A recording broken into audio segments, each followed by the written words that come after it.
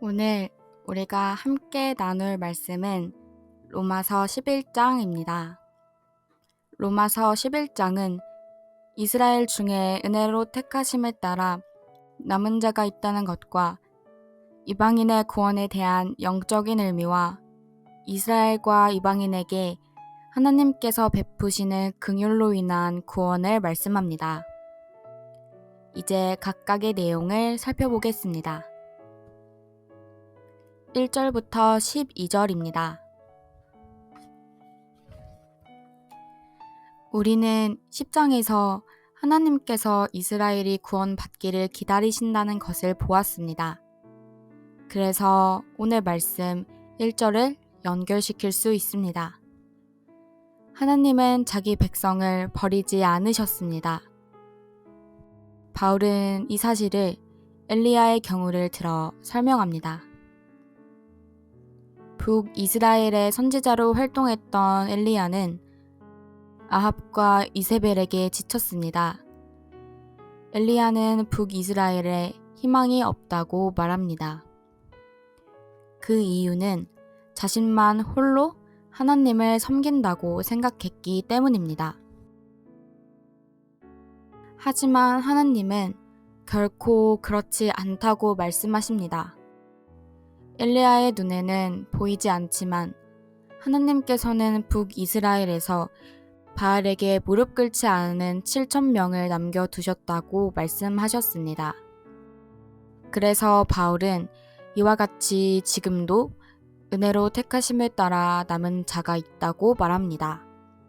이에 반해 택하심을 받지 못한 자들은 여전히 눈과 귀가 가려지고 마음이 혼미한 상태로 있어 그들이 구하는 것을 얻지 못하고 있다고 말합니다. 그래서 이런 이들로 인해 구원이 이방인에게 이르게 되었습니다. 그런데 이들의 넘어짐으로 세상이 풍성하게 되었고 이방인의 풍성함이 되었는데 이들이 충만하게 된다면 하나님께서 베푸시는 풍성함이 어떻게 되겠느냐고 말합니다. 바울은 이렇게 이스라엘과 이방인의 관계를 통하여 구원을 설명했습니다.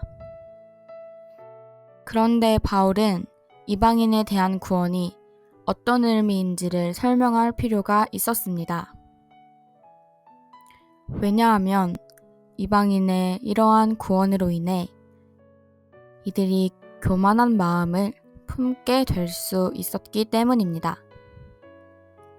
13절부터 24절입니다. 바울은 자신이 이방인의 사도인 것에 대해 영광스럽게 여깁니다. 바울은 이들의 구원을 이렇게 설명합니다. 17절 이후를 보면 이방인을 돌감람나무 가지로 비유합니다. 이 가지가 참 감람나무에 접붙임하여 참 감람나무 뿌리의 진액을 함께 받게 되었습니다. 그래서 참 감람나무에 꺾인 가지들을 향하여 접붙임한 돌 감람나무 가지들이 자랑해서는 안 됩니다. 돌 감람나무 가지도 뿌리의 보전을 받기 때문입니다. 이 사실을 안다면 결코 이들이 구원받은 것에 대해 교만한 마음을 가져서는 안 된다고 말합니다. 그 이유는 하나님께서 그 원가지도 아끼지 않으셨는데 접붙임을 받은 가지가 교만하다면 원가지처럼 이들도 아끼지 않으실 것이기 때문입니다. 하나님은 인자하시지만 또한 준엄하십니다. 하나님의 인자하심이 믿는 이들에게 나타나면 어떤 가지이든 얼마든지 자기 감람나무에 접붙일 수 있습니다. 반면 하나님의 준엄하심이 나타나면 참 감람나무에 붙어있는 가지들도 얼마든지 꺾일 수 있습니다. 그래서 하나님 앞에서 겸손해야 하는 것입니다. 이제 바울은 이스라엘과 이방인을 향하여 하나님의 긍휼하심을 말합니다. 25절부터 36절입니다. 이스라엘이 우둔하게 되는 것은 이방인의 충만한 수가 들어오기까지라고 말합니다. 이것을 신비라고 합니다. 그리하면 온 이스라엘이 구원을 받습니다. 이에 대한 신학적 견해가 여러 가지입니다. 신학적 난제입니다. 그래서 우리는 어떻게 이런 일이 일어날 수 있을까를 고민하지 않았으면 합니다. 이 일은 전적인 하나님의 일입니다. 하나님이 하실 일에 대해 우리가 고민할 필요는 없습니다. 이와 같이 하나님께서는 이방인도 이스라엘도 구원하십니다. 그래서 바울은 29절을 말합니다. 29절입니다. 하나님의 은사와 부르심에는 후회하심이 없느니라. 하나님께서 행하시는 모든 일이 다 이렇습니다. 하나님은 우리와 같은 사람이 아닙니다. 우리의 생각과 능력에는 한계가 있지만 하나님께는 없습니다. 이스라엘이 순종하지 않으므로 이방인이 하나님의 긍휼을 입었습니다.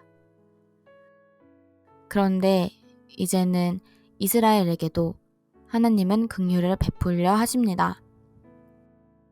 이스라엘이나 이방인 모두 순종하지 아니하는 것에 대해 바울은 하나님께서 이들에게 긍휼을 베풀려고 하시는 것이라고 말합니다. 바울은 긍휼 베푸시는 하나님을 찬양합니다. 33절부터 36절입니다. 하나님이 행하시는 일을 우리가 어떻게 알겠습니까? 그분의 긍휼을 우리가 어떻게 알겠습니까?